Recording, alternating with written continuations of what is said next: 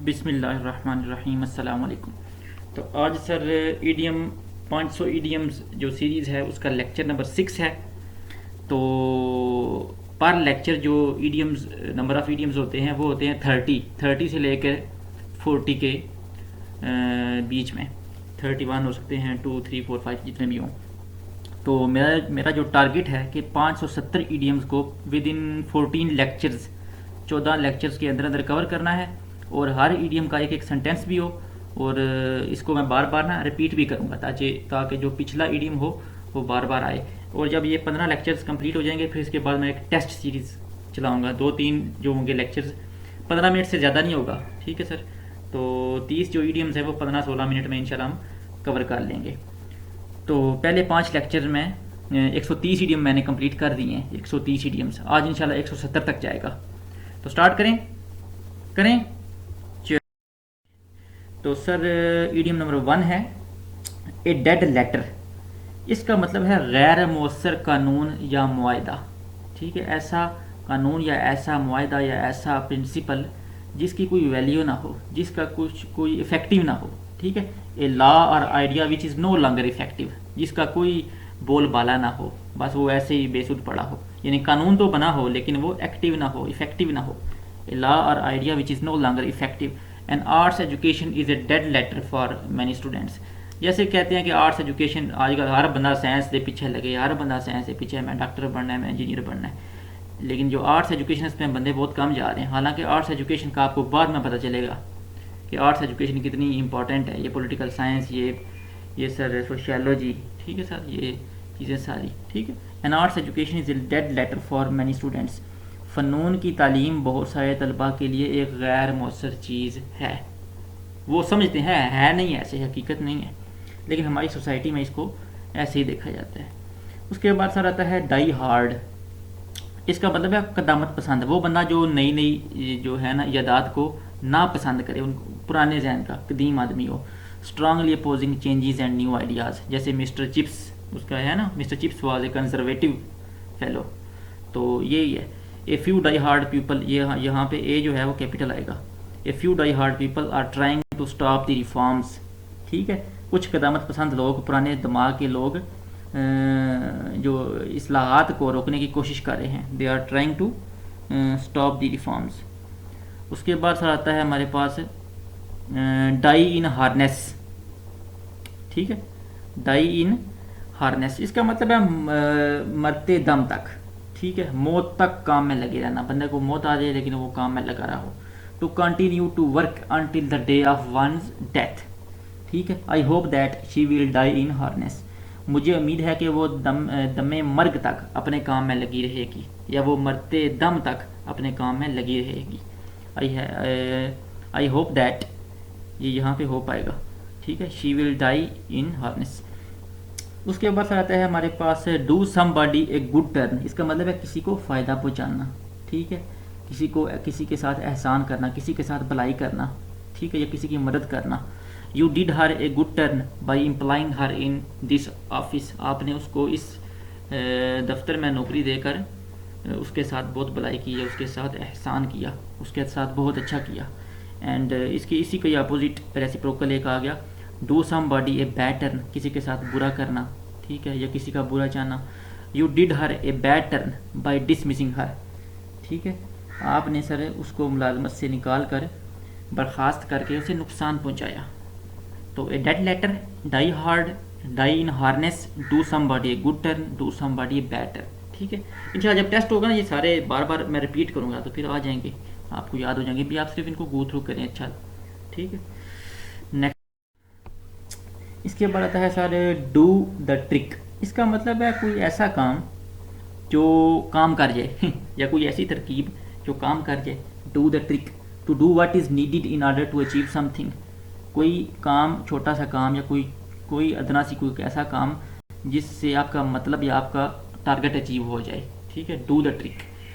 ठीक है, कोई ऐसी स्कीम जिससे आपका काम बन जाए। जैसा कि आपका मोटरसाइकिल अगर पंचर हो गया है तो आपने कोई ऐसा जुगाड़ लगा लिया कि वो ठीक हो गया, या मोटरसाइकिल ख़राब हो गया, या पेट्रोल गाड़ी में ख़त्म हो गया और धक्का लगवा लिया, तो ये डू द ट्रिक हो जाएगा। ठीक है, a bit more hard work can do the trick for the success of our plan. ठीक है सर।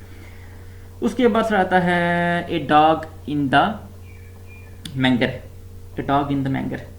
चलो मैंजर पढ़ लें, मैंगर पढ़ लें, हर जगह प्रोनाउंसिएशन मैटर नहीं करती, ठीक है sir.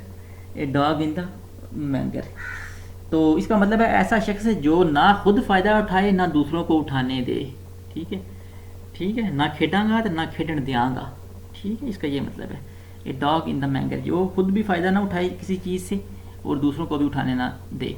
He is a real dog in the manger even though he does not have a car, अगरचे उसके पास गाड़ी नहीं है। He would not let anyone else use his garage, उसके पास अपना गैराज है लेकिन उसके पास गाड़ी भी नहीं है, गाड़ी भी नहीं रखता लेकिन खाली गैराज है, वो किसी को और को अपने गैराज को इस्तेमाल करना नहीं देगा। वो बेफैज़ शख्स है, अगरचे उसके पास कार नहीं है मगर वो अपना गैराज किसी को इस्तेमाल करने नहीं देता, ठीक है। ए डॉग इन द मैंगर यानी वो बंदा जो किसी काम का नहीं है, सिंपल सी बात है, बेफैज़, जिससे कोई फैज़ हासिल नहीं किया जा सकता। बड़ा इंपॉर्टेंट है ये, आजकल बड़ा चलता है। ए डॉग्स लाइफ, इसका मतलब है जिल्लत की ज़िंदगी, डिस्ग्रेसफुल लाइफ, ठीक है, ह्यूमिलिएटेड लाइफ, ठीक है। A dog's life, death is better than a dog's life, यहाँ पे डेथ का डी जो है वो कैपिटल होगा, death is better than a dog's life. उसके बाद आता है साल डबल फेस्ड, जो आजकल ये बहुत इंपॉर्टेंट है, मुनाफकाना, मुनाफकत या मुनाफक, डबल फेस्ड या मुनाफकाना। इसका सिनोनिम्स का लें, हाइपोक्राइट, HYPROCRIT, hypocrite. When I realized his double-faced policy, I refused to be his friend anymore. जब मैंने देखा कि यार ये तो बंदा दोगला है ये, तो मैंने उसका friend, I refused to be his friend anymore, ठीक है सर। उसके बाद सर आता है डाउन एंड आउट, इसका मतलब है विदाउट मनी, ए होम और a job and living on the streets, मुफलिस, कंगाल, हर शहर लुटा पुटा हुआ, ना अपनी गाड़ है, ना गाड़ी है, ना जॉब है, ना पैसा है, ना माल है, ना दौलत है, ना बीवी है, ना बच्चे हैं, ठीक है sir. Down and out, nobody loves you, ठीक है, when you are down and out, पक्की बात है यार, पैसा नहीं होगा आपको कुछ, कोई बंदा नहीं पूछेगा। Nobody loves you when you are down and out. वो है ना एक कि अमीर बंदा सर गुड़ के साथ भी रोटी खा लेना तो उसको लोग कहेंगे ये फैशन है। या अमीर बंदा कोई अगर इमरान खान साहब जनाब साइकिल चलाएंगे तो वो कहेंगे जनाब ये सादगी है, ये बड़ी बात है इमरान खान साहब की जो जनाब वो साइकिल चला रहे हैं। लेकिन अगर मेरे आप जैसा बंदा को साइकिल चलाएगा तो बंदे कहेंगे सर ये देखें सरकार को साइकिल लिबास लबी है, ठीक है। Nobody loves you when you are down and out. Next, draw a blank, इसका मतलब है to fail to get an answer और रिजल्ट, नाकाम हो जाना, अपने टारगेट तक पहुंचना, नाकाम हो जाना। All his efforts to marry Reema, ये और बड़ा होगा, हैव ड्रॉन ए ब्लैंक, ठीक है, उसकी जितनी भी रीमा से शादी रचाने की इसकी तमाम कोशिशें नाकाम हो गई। ड्रॉ ए ब्लैंक यानी नाकाम हो जाना, सिंपल सी बात है, ठीक है। उसके बाद से आता है ड्रॉन मैच, वही बात वो जो कहते हैं जो मैच जो क्रिकेट टेस्ट में जो मैच ड्रा हो जाता है, ठीक है। To fail to get an answer और नहीं सॉरी इसका है a match that result in the beat or win of neither team, कोई भी जो टीम है वो ना जीतती है ना हारती है, ठीक है, जिसका फैसला ही ना हो। A drawn match, a cricket test match usually proves to be a drawn match. उसके बाद आता है be driven from pillar to post, इसका मतलब है दर बदर की ठोकरें खाना, एक जगह से दूसरी जगह जाना, दूसरी जगह से तीसरी जगह आना, जैसे बंदा बेघर हो जाए जिसका अपना घर ही ना हो। Be driven from pillar to post, the homeless people were driven from pillar to post during the war, सारी बात जंग लगी हुई है तो फिर दर की ठोकरें खानी है ना, ठीक है। इसके बाद आता है ईगल आइड, ये होता है तेज़ दिमाग, तेज़ बीन, अकाब चश्म, able to see or notice things that are very difficult to see, ठीक है, ऐसा बंदा जो ना बंदे के फेस एक्सप्रेशन से जनाब ना हर चीज़ पूरी किताब पढ़ ले, ठीक है। Eagle eyed, he is an eagle eyed man, ठीक है, वो एक नुक्ता बड़ा बारीक बीन किस्म का, ठीक है, और ऐसा साथ को पढ़ने वाला आदमी है, ठीक है। इसके बाद आता है ईट हम्बल पाई, इसका मतलब है गलती का एतराफ़ करके शर्मिंदगी उठाना। ईट हम्बल पाई, इसका मतलब है सर गलती का एतराफ़ करके शर्मिंदगी उठाना। To admit that you are wrong about something, you will eat humble pie if you do not act upon my plan, अगर आप मेरे मनसूबे पर अमल नहीं करोगे then you have to eat humble pie, तो आपको जनाब शर्मिंदगी उठाना पड़ेगी। Next, eat one's cake and have it, इसका मतलब है sir enjoy benefits from two situations when only one और द अदर इज़ पॉसिबल। इसका मतलब है कि दो मुतज़ाद चीज़ों से बैक वक्त मुस्तफ़ीद होना, यानी दो चीज़ों से आप एक तीर से दो शिकार कर लेना। ठीक है, नहीं वो तो नहीं बनेगा एक तीर से दो शिकार वाला, सॉरी। ये सर होगा कि दो मुतज़ाद चीज़ें हैं, दो मुतज़ाद चीज़ों से एक बैक वक्त मुस्तफ़ीद होना। ठीक है, benefits from two situations when only one और द अदर इज़ पॉसिबल, यानी अगर आप रखना तो आपने एक चीज़ को है, लेकिन आप दोनों चीज़ों से फ़ायदा उठा रहे हैं। इसका सेंटेंस सर क्या बन सकता है, इसके यहाँ पे मैंने लिखा नहीं हुआ, ये हो सकता है कि ही लव्स हिज वाइफ, वो अपनी बीवी से मोहब्बत करता है, but still wants to see his girlfriend, लेकिन फिर भी वो महबूबा से तल्लक रखना चाहता है, but still wants to see his girlfriend, यानी बीवी भी है तो फिर भी मुंह किसी और जगह मारना ज़रूरी समझता है। It is like to eat his cake and have it. ठीक है, सिंपल सी, वो दो मुतज़ाद चीज़ों से इस्तेफादा करने के इक्वल है ये चीज़। ठीक है, उसके बाद आता है ईट वंस वर्ड्स, इसका मतलब है admit that you are wrong about something. ठीक है, आपने कुछ शर्त लगा दी, कुछ चीज़ पहले ही आपने उस प्रोफेसी दे दी, ठीक है, पेशन गोई कर दी, लेकिन वो बाद में गलत साबित हुई, तो इसको कहते हैं ईट वंस वर्ड्स। तो अपने फिर अल्फाज आपको वापस लेने पड़ गए। ठीक है, जैसे आमद मीर साहब को जनाब सॉफ्टवेयर अपडेट हुआ है अभी भी, ठीक है, तो उन्होंने अपने अल्फाज वापस लिए हैं। To admit that you are wrong about something, अपने अल्फाज वापस लेना।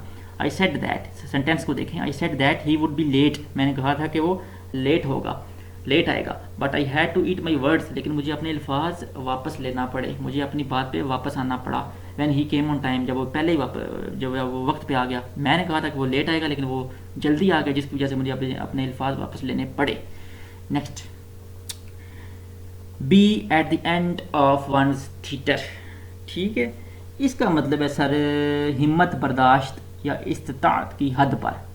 ठीक है, to feel very upset because you are no longer able to deal with difficult situation, यानी बर्दाश्त से ख़त्म हो जाना, पार हो जाना, पूरी बर्दाश्त की पीक पे आ जाना, यानी एक गुस्से को जब्त करके रखना।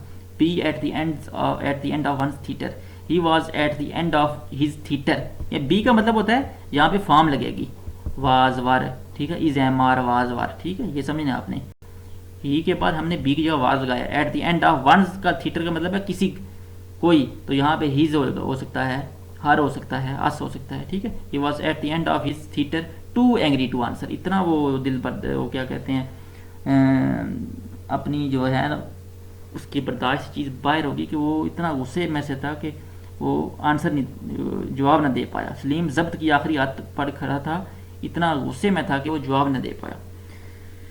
या इसी के से मिलता जुलता है be out of one's element, यानी आप पे से खुद को क्या कहते हैं अपने पसंदीदा माहौल से दूर रहना। Be out of one's element, be in a situation that makes you unhappy, यानी कोई ऐसी आपको सोबत मिल जाए कि आप उसमें नाखुश हों। कोई से आप सिगरेट पीना पसंद नहीं करते लेकिन आपके दोस्त हैं, आप टल सूटे चस छीक रहे हैं, तो ये आप हो जाएगा be out of one's element. I am out of my element, देखा वंस का मतलब होगा, तो फिर आपने अपने आप को कंसिडर करना है।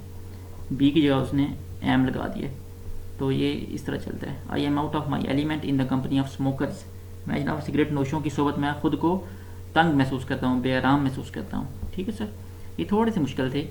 ईट one's cake and have it, इसका मतलब है दोनों इनाम मौजें करना। उसके बाद ईट वंस वर्ड्स, अपने अल्फाज वापस लेना। Be at the end of one's tether, ठीक है, इसका मतलब है गुस्से की जो एक होती है ना आखिरी याद बर्दाश्त की, उस पर आ जाना। Be out of one's element, इसका मतलब है नाखुश होना, कोई ऐसी कंपनी आपको मिल गई कि आप बेआराम महसूस कर रहे हैं। एट द 11th आवर, इसका मतलब है एट द लास्ट मोमेंट। ठीक है, एट द 11th आवर इसका क्या मतलब है, एट द लास्ट मोमेंट, एन आखिरी वक्त पर। He called off his plan, उसने अपना जो है प्लान ख़त्म कर दिया। At the 11th our, N वक्त पर, जब जाने का वक्त था। इसके बाद आता है at the end of the day, ठीक है, बिल आखिर या आखिरकार। Eight the end of the day, bill आखिर या आखिरकार। Eight the end of the day the best team one, ठीक है सर, ये भी हो गया। उसके बाद and up in smoke, and up in smoke यानी रायगान जाना, ख़त्म हो जाना, ठीक है, खाक में मिल जाना। All his efforts to go abroad ended in smoke for want of money, पैसे ना होने की वजह से उसका जो प्लान था कि मैं बाहर जाऊंगा वो खाक में मिल गया। उसके बाद आता है सर बी इक्वल टू, इसका मतलब है सिचुएशन को हैंडल करना, कोई ऐसा सिचुएशन बन गया कि आप उसको उसी वक्त हैंडल कर लें। बी इक्वल टू, ठीक है, इसका मतलब है be able to handle the situation, the plane caught fire, जहाज़ ने जनाब आग पकड़ ली, but the pilot was equal to the equation and landed safely, लेकिन जहाज़ को आग लगी, लेकिन जो पायलट था ऐसी सूरत के मुकाबले का अहल था कि उसने जहाज़ को बाहिफाजत उतार लिया, यानी उस सिचुएशन को पायलट ने बड़े अच्छे तरीके से टैकल कर लिया। Be equal to the situation या इक्वेशन, ठीक। The plane caught fire but the pilot was equal to the equation, उस मौके की मुनासबत से उसने अपने आप को मैनेज किया एंड लैंडेड सेफली, ठीक है। एवरी इंच, इसका मतलब है हर तरह से, जनाब अपर तो लेकर थल्ले तक, सिर तो लेकर पाँव तक। ही looked every inch a gentleman, वो मुकम्मल तौर पर एक शरीफ आदमी है, ठीक है, हर तरह से, कम्प्लीटली और in every way. He looked every inch a gentleman. उसका मतलब है नेक्स्ट आता है sir to the extent of, इसका मतलब है इस हद तक, up to a certain limit, up to a certain limit. He insulted her to the extent that she slapped him, उसने उस हद तक उसकी जनाब बेइज्जती की कि उन्हें फिर जनाब वो फिर थप्पड़ सटिया, थप्पड़, उसने उसकी उस दर्जा तक बेइज्जती की कि उसने उसे थप्पड़ रसीद कर दिया। Just like doctor Firdous Ashiq Awan, Firdous Ashiq Awan, ठीक है। He insulted her to the extent that she slapped him. वैसे 15 मिनट से ऊपर हो गया टाइम, अभी खींचते हैं काम। Next I wash. I wash का मतलब है सर फजूल, ठीक है। आई वॉश का क्या मतलब है? फजूल बात या गलत बात, something that you do not consider true, ठीक है। Do not talk such an I wash, ऐसी फजूल किस्म की बातें मत करो। उसके बाद आता है आई ओपनर, इसका मतलब है अक्खां खुल जानियाँ, आपकी आंखें खुल जाना, यानी आपने एक ठोकर खाई लेकिन आपको उससे फ़ायदा हुआ, आपकी आंखें खुल गई। गैर मुतवक्का इंकशाफ होना, यानी कोई बंदा एग्ज़ाम को इजी ले गया और लेकिन रिजल्ट आया तो वो फेल हो गया, लेकिन उसको वो आंखें उसकी खुल गई कि अब मुझे पढ़ना पड़ेगा, कुछ करना है। A situation that shows you surprising things you did not know before, ठीक है। My failure in the test proved an eye opener for me, मेरी आंखें खुल गई, मेरे लिए एक नई चीज़ सामने आ गई। And I began to work hard, और मैंने फिर मेहनत करना शुरू कर दी, ठीक है।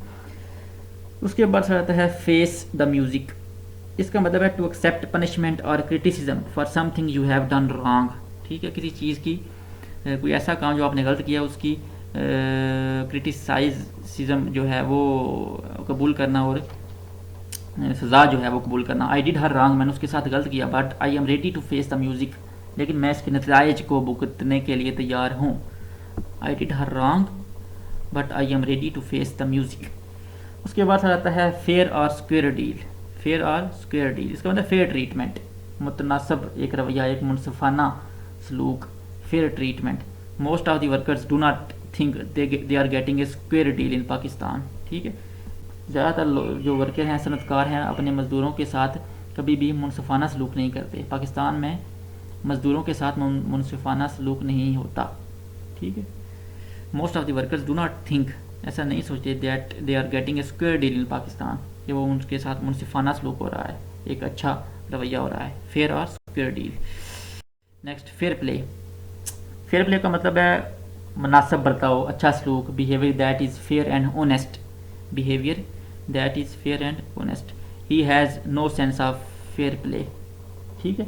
ये उसमें मुनासिब बर्ताव का शऊर नहीं है। He has no sense of fair play, उसको शऊर ही नहीं है कि लोगों को किससे कैसे डील करना है, किस तरह अच्छे तरीके से लोगों से जो है वो मेल जोल करना है। He has no sense of fair play.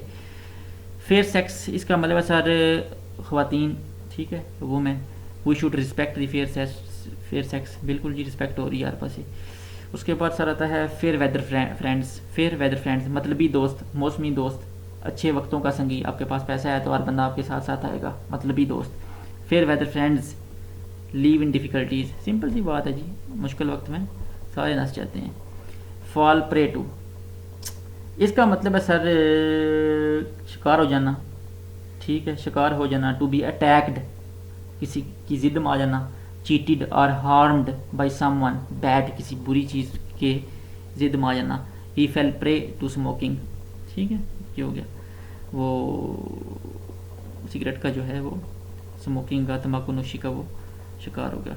Fall flat, इसका मतलब है कि आपने एक जोक मारा लेकिन हंसा कोई भी नहीं ठीक है, नाकाम हो गया, वो आपका जोक जो है वो नाकाम हो गया, कोई उस जोक पे हंसा ही नहीं है। ठीक है, माई attempt at a joke fell flat.